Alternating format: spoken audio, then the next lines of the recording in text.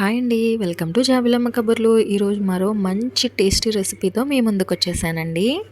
అదేంటంటే egg fry అండి. Egg fry అంటే మామూలు ఎగ్ ఫ్రై అనుకునేరు. ఎప్పుడూ చేసే విధంగా కాకుండా కొంచెం కొత్తగా వెరైటీగా ట్రై చేశానండి. యాక్చువల్గా చెప్పాలంటే ఇది మా అత్తయ్య గారి రెసిపీ అండి. ఆవిడ రెగ్యులర్గా చేస్తుంటారు. ఇది చాలా టేస్టీగా ఉంటుంది. మరి ఈ టేస్టీ రెసిపీని ఎలా చేయాలో చూసేద్దామా? లేట్ ఎందుకు, వీడియోలోకి వెళ్ళిపోదామా? రండి మరి. నేను ఇక్కడ 2 బాయిల్డ్ ఎగ్స్ తీసుకున్నానండి. అవి సగానికి కట్ చేసుకొని ఇలా తీసుకున్నాను. అవసరమైతే ఒక ఎగ్ని 4 పీసెస్గా కూడా కట్ చేసుకోవచ్చు. ఎవరైనా గెస్ట్స్ వచ్చినప్పుడు ఇలా చేసి పెట్టామంటే రెస్టారెంట్ స్టైల్లో, రెస్టారెంట్ టేస్ట్లో వాళ్ళకి చాలా నచ్చుతుందండి.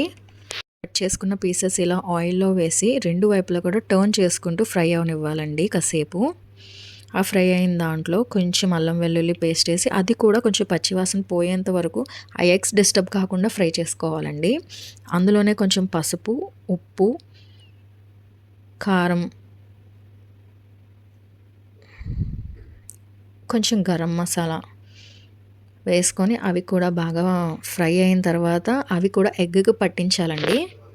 చూస్తున్నారు కదండి, ఆ వేసిన ఫ్రై అయిన ఎగ్స్ విరిగిపోకుండా చాలా సాఫ్ట్గా స్లోగా మనం టర్న్ చేసుకుంటూ ఉండాలండి. ఆ మసాలా అంతా ఎగ్స్ కలా పట్టించేయాలి.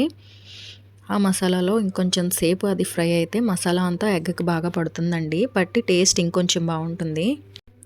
చూడండి, ఇలా కొంచెం గోల్డెన్ కలర్ రావాలండి.